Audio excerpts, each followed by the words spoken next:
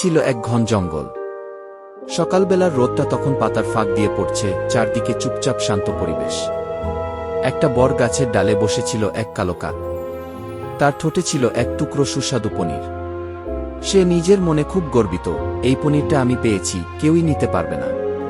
ঠিক তখন নিচ দিয়ে যাচ্ছিল এক চালাক শিয়াল। সে কাকের মুখের পনিরটা দেখে ভাবল, আহা, এই পনিরটা যদি আমার হতো। শিয়ালটা হাসল, তার সঙ্গে চোখে ছিল একটা চালাকি ঝিলিক।